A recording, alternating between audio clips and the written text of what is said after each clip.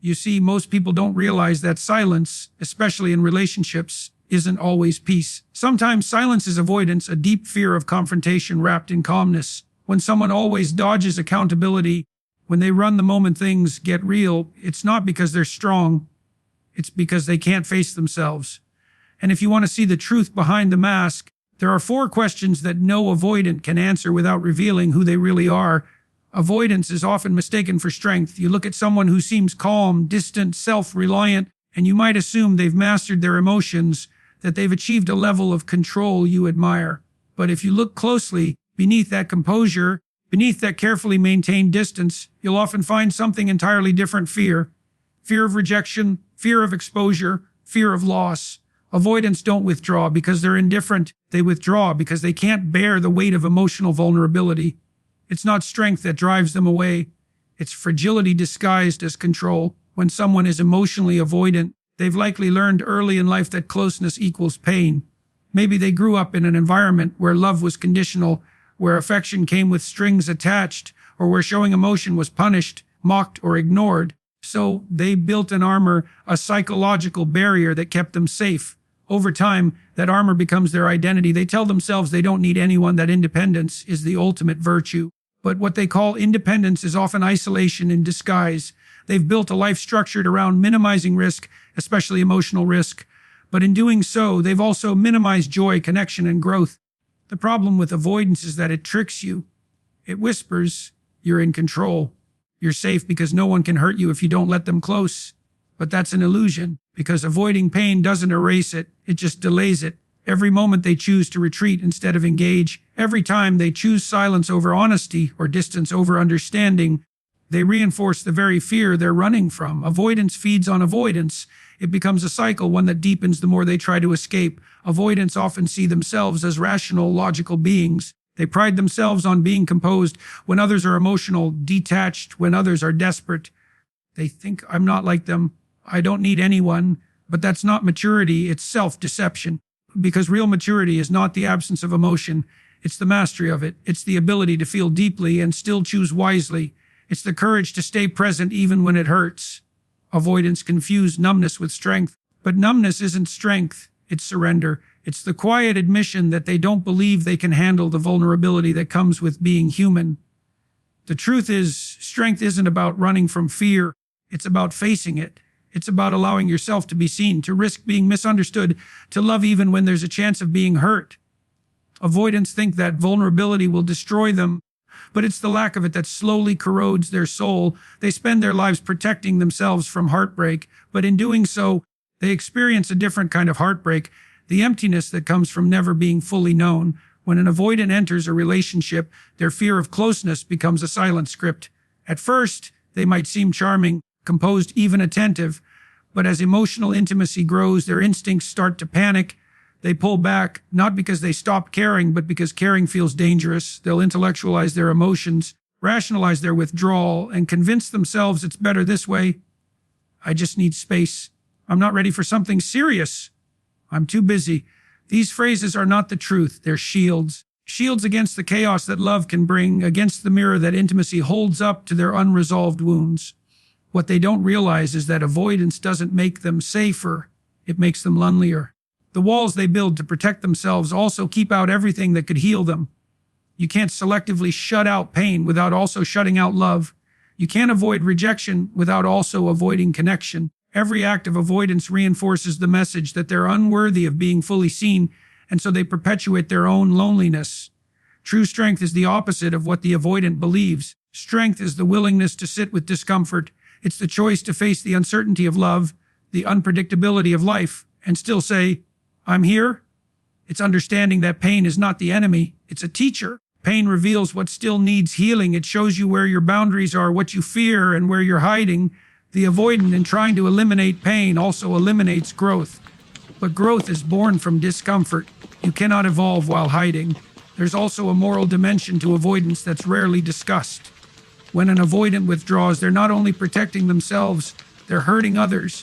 They leave people in confusion, in emotional limbo, often making others question their own worth. The avoidant's silence becomes a form of punishment for vulnerability. It says, you cared too much, you expected too much, you felt too much. But what it really means is, I was too afraid to match your courage. Because it does take courage to love. It takes courage to stay when things get hard, to speak when silence feels safer. Avoidants often envy those who can express emotions freely because deep down they wish they could do the same. The tragedy is that many avoidants genuinely want connection. They long for love, belonging, understanding. But the moment they sense it, their fear hijacks their mind. It whispers, "You'll lose yourself if you let them in." But that's a lie. Connection doesn't erase identity, it refines it. Love doesn't weaken you. It strengthens you if it's built on truth. What weakens you is the constant running, the hiding, the pretending that you don't need what you so desperately crave. Avoidance is not strength. It's fear that's been justified, rationalized, and glorified. But fear only loses its power when you face it. The path to real emotional maturity begins the moment you stop running and start confronting what you've been avoiding.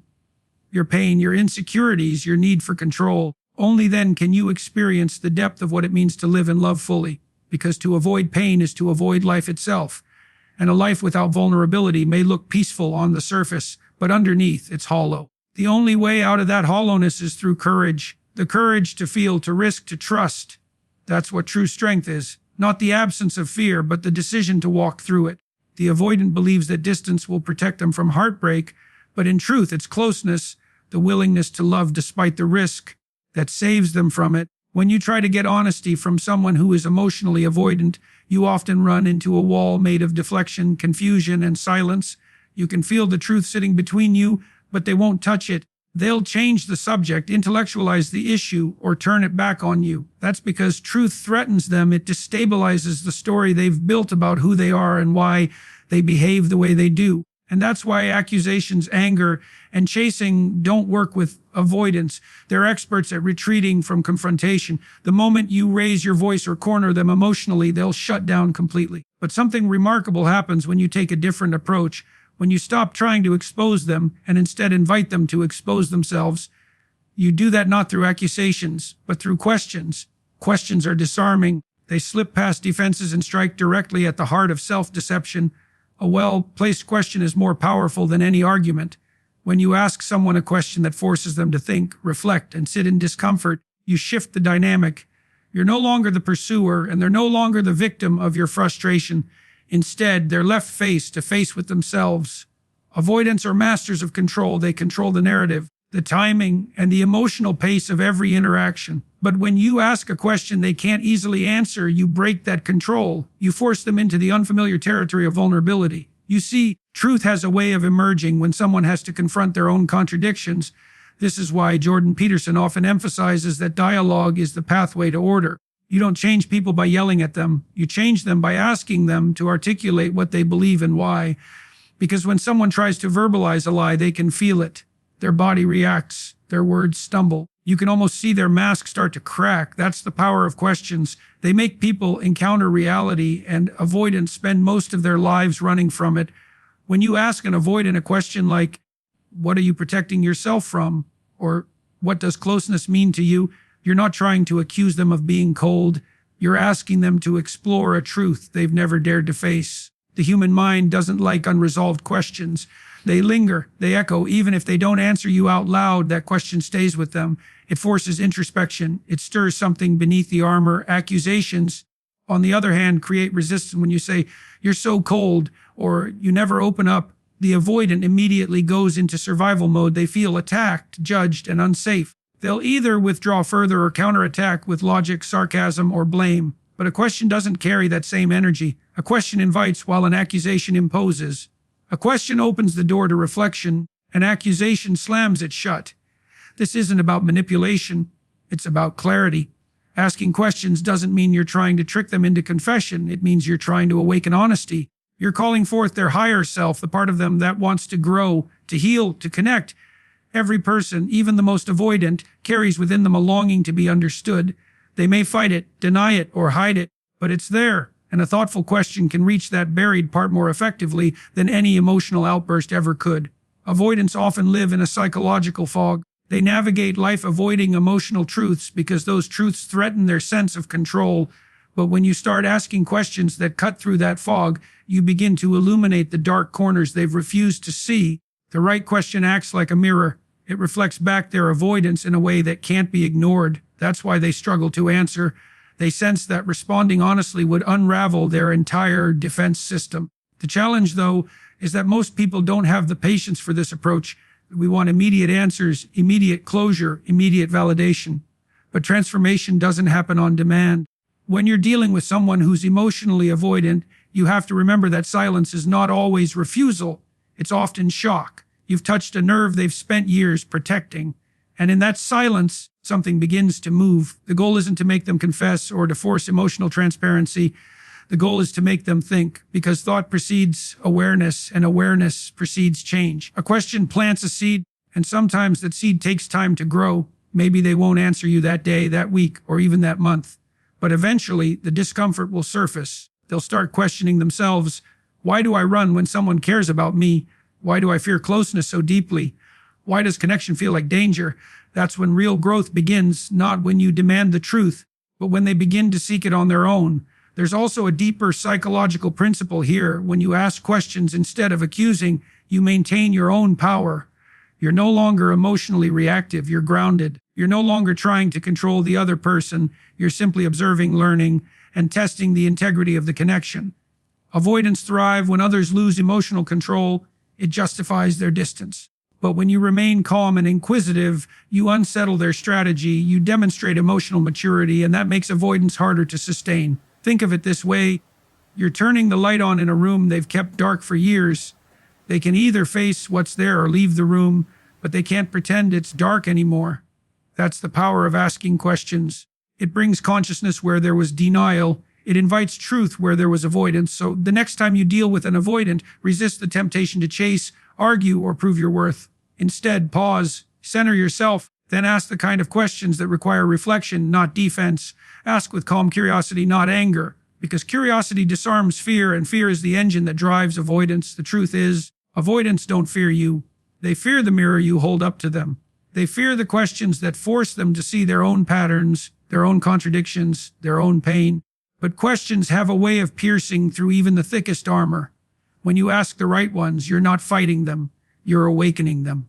And that's the key difference between confrontation and transformation. One seeks to win, the other seeks to reveal. Accusations demand answers. Questions demand introspection. Accusations push people away. Questions pull them toward truth. If you want to expose avoidance, don't raise your voice. Raise the quality of your questions. Because the right question at the right time can do what anger never could. It can open a closed heart. Control is the illusion avoidants cling to when they feel unsafe. To them, control is not just a preference, it's survival. They've learned, often unconsciously, that if they can regulate how close someone gets, if they can manage how much they feel, and if they can keep every interaction within their emotional limits, then they'll never have to face rejection or chaos. Control becomes their armor, their guiding principle, and their silent obsession. But the truth they cannot face is that control is not safety. In fact, it's the opposite. It's the very thing that keeps them trapped in fear, unable to experience the love and connection they secretly crave. When someone confuses control with safety, they live in constant tension. They may appear calm and composed, but internally, they are always scanning for risk of rejection, risk of conflict, risk of emotional exposure. They build routines, habits, and mental walls to maintain that sense of order. Everything in their world must make sense. Everything must feel predictable because unpredictability feels like danger. That's why avoidance struggles so much in relationships. Love, by its very nature, is unpredictable. It cannot be contained, managed, or measured. Love requires surrender, and for the avoidant, surrender feels like death. At its core, avoidance is a trauma response. It's the brain's way of saying, never again. Never again will I be hurt. Never again will I be disappointed. Never again will I feel powerless. But the problem is that in protecting themselves from pain, they also protect themselves from healing. You can't experience deep connection while staying emotionally armored. You can't find safety while trying to control everything around you. True safety, real lasting inner peace, doesn't come from control. It comes from trust. Avoidants often think that if they let go, everything will fall apart. They believe that vulnerability will destroy the fragile balance they've created. But life doesn't collapse because you let go. It begins. Control keeps them in survival mode, always anticipating loss, always preparing for rejection. It's exhausting, but it's familiar, and the familiar always feels safer than the unknown. That's why avoidants choose control again and again, even when it costs them the very relationships they long for. The irony is painful. The tighter they hold on to control, the more they lose the things they're trying to preserve. They lose trust because they micromanage every emotional interaction. They lose intimacy because they can't risk being open. They lose love because they can't tolerate uncertainty.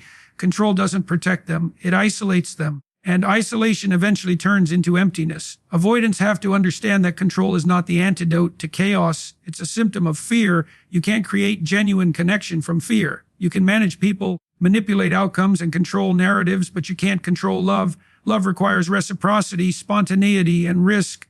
It demands that both people bring their full selves into the relationship, unfiltered and unguarded. When one person is trying to control, there's no room left for connection.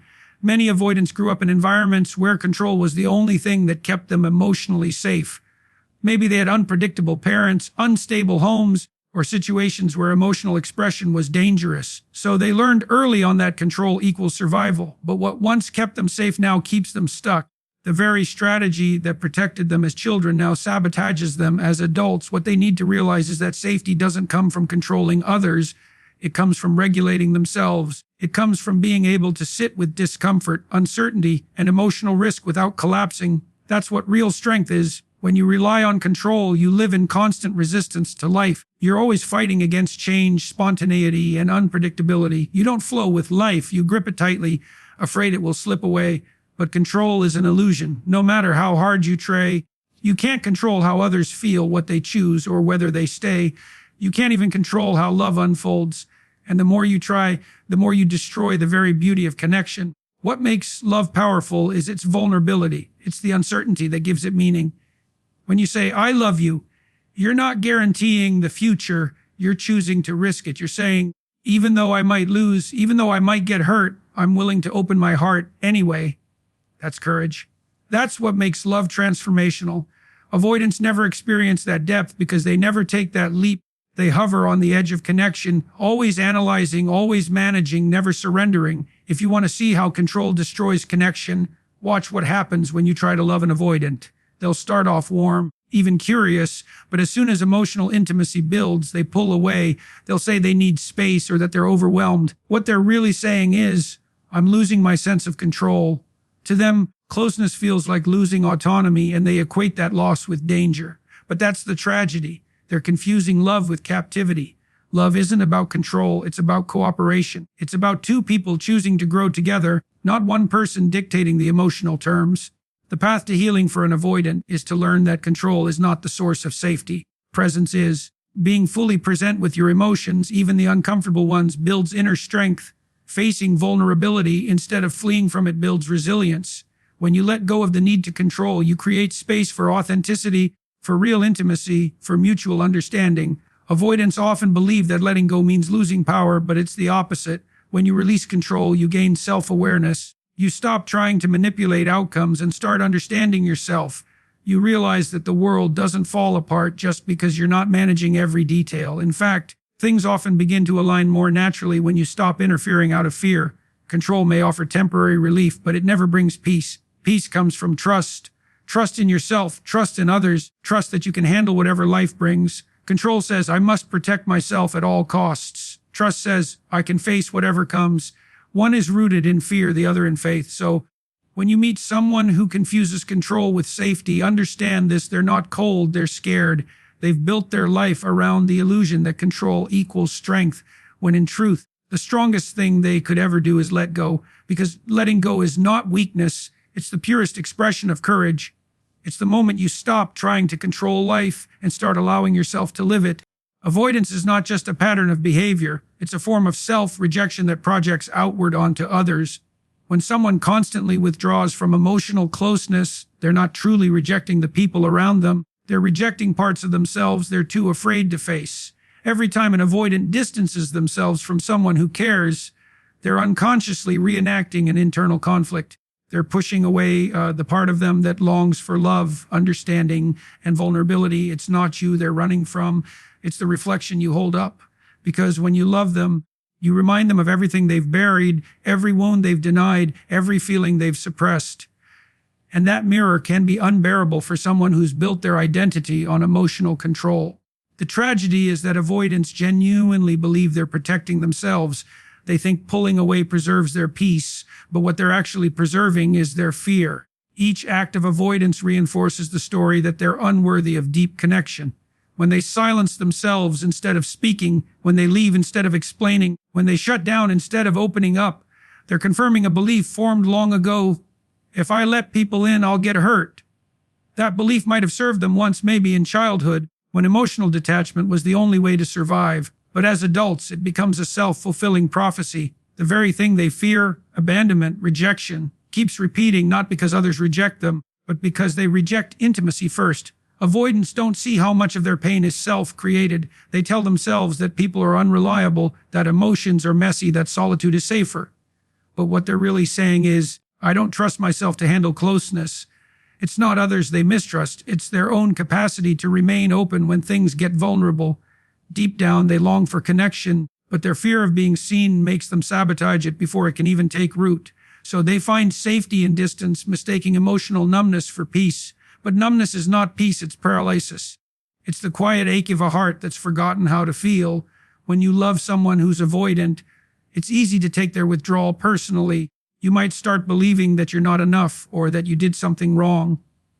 But their avoidance has nothing to do with your worth. It's about their unresolved relationship with themselves. They can't give you emotional presence because they've exiled their own emotions. They can't love you fully because they've never learned to love the vulnerable parts of their own being. What they reject in you, the need for closeness, expression, connection, is what they've already rejected in themselves. Avoidance is a mirror of self-alienation. It's the mind saying, if I don't engage, I won't feel pain. But pain doesn't disappear just because it's ignored. It goes inward. It becomes anxiety, emptiness, or chronic dissatisfaction. Avoidants often wonder why life feels shallow, why relationships feel exhausting, why they can't find fulfillment no matter how much they achieve.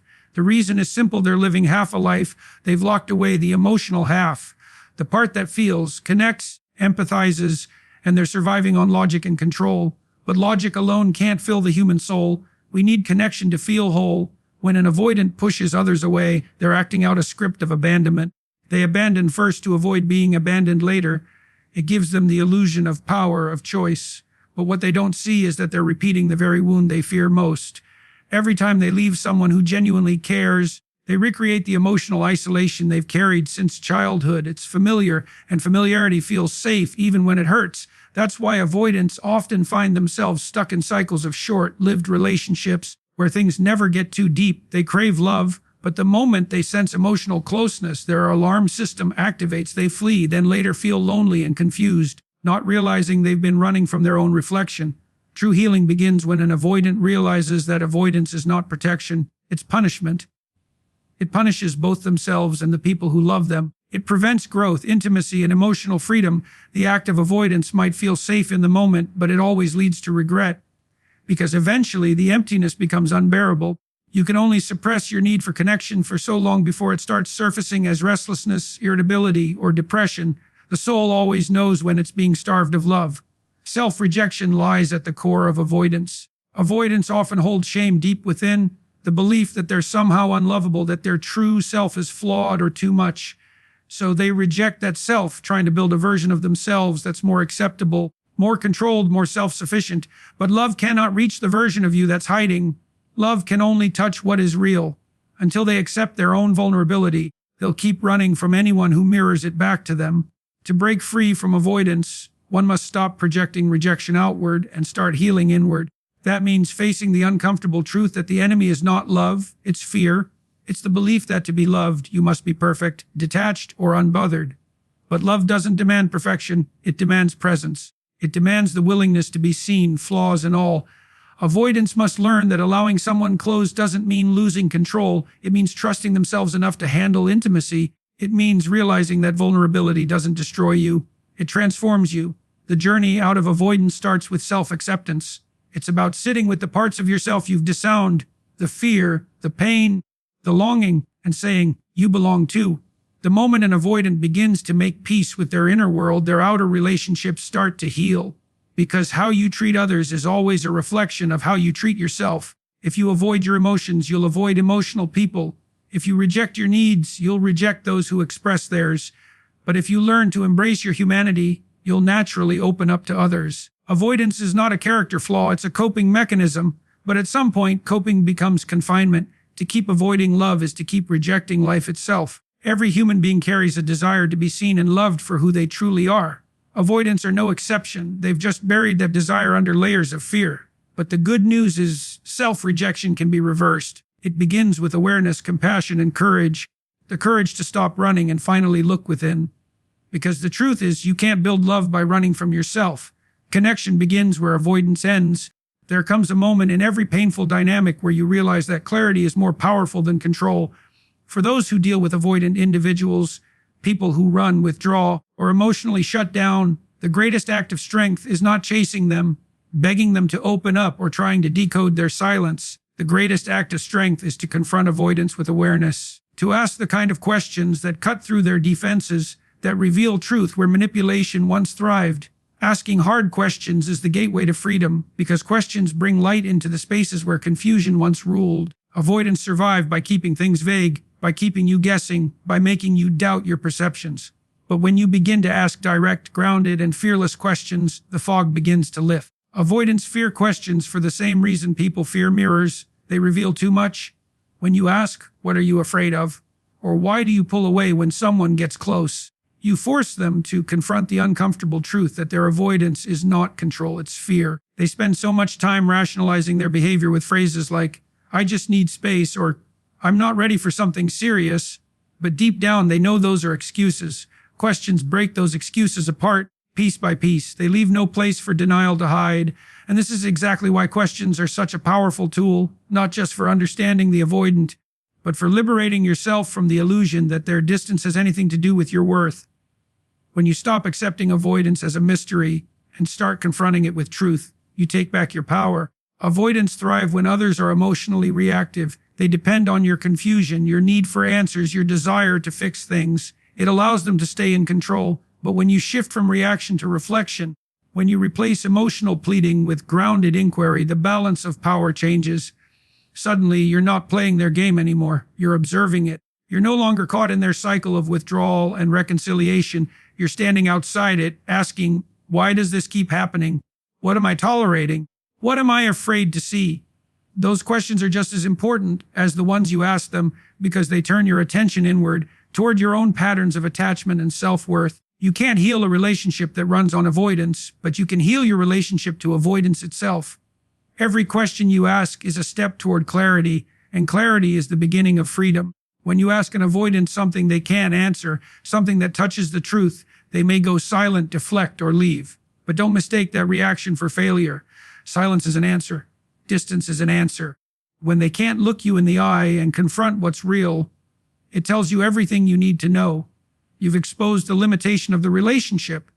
You've brought the truth to the surface, even if they can't acknowledge it out loud. That's the purpose of asking questions. It's not to force someone to change. It's to expose what's true so that you can make your choices from a place of awareness. Too often, people trapped in avoidant dynamics lose themselves trying to interpret mixed signals. They make excuses for silence. They wait for closure that will never come. But closure doesn't come from them. It comes from you asking the right questions and accepting the answers even when they're unspoken. That's what real empowerment looks like. It's not about controlling outcomes. It's about reclaiming your right to clarity. When you start asking hard questions, something else happens. You begin to see patterns more clearly, not just in them, but in yourself. You start noticing the moments you settle for less, the ways you rationalize avoidance, the times you silence your own needs to keep the peace. Those realizations are uncomfortable, but they're liberating, because awareness breaks cycles. It forces you to stop running from the truth that you too have been avoiding something, perhaps the fear of being alone, the pain of rejection, or the illusion that you can earn love through patience. Asking hard questions is not only about exposing someone else's defenses, it's about dismantling your own. In many ways, asking these questions is an act of self-respect. You're telling yourself, "I deserve clarity. I deserve honesty. I deserve connection that doesn't require me to chase or guess." That mindset transforms everything. The avoidant may not change, but you will. You'll stop tolerating emotional ambiguity, and you'll begin to recognize that real intimacy requires accountability from both sides. You'll learn that peace doesn't come from getting answers out of someone. It comes from having the courage to seek truth, no matter how uncomfortable it is. Avoidants are experts at staying in control by staying unclear. They fear directness because directness demands responsibility. It strips away their ability to hide behind emotional distance. That's why your questions are so threatening to them. They expose the gap between who they pretend to be and who they really are. But that's exactly why you must ask them. Because truth, once seen, cannot be unseen. You may not like the answers, but they will set you free. You'll see them not as mysterious or unreachable, but as someone trapped in their own fear. And that realization removes the power they once had over you. This is what Jordan Peterson often emphasizes when he talks about confronting chaos. He says that the path to order runs through truth, not avoidance. The same applies here. You cannot build love on avoidance because avoidance is built on lies of omission, denial, and self-deception. But when you ask hard questions, you bring order to the chaos. You pierce the fog of uncertainty with awareness. You stop living in reaction to their behavior and start living in alignment with your values. Freedom begins the moment you stop fearing the truth. Avoidants fear truth because it dissolves their defenses. But you, the one seeking clarity, must embrace it. Because truth, even when it hurts, is the foundation of strength. Every question you ask is an act of courage. It's a declaration that you refuse to live in the shadows of someone else's fear. So don't be afraid to ask the hard questions. Don't be afraid to face the silence that follows. Because in that silence, you'll find the truth you've been searching for, not in their words, but in their inability to speak them. And that's your freedom. You'll stop waiting for someone to meet you halfway and start walking your own path, guided not by confusion, but by clarity. Asking hard questions isn't about getting answers from them. It's about getting honesty from yourself. And once you have that, you'll never settle for avoidance again.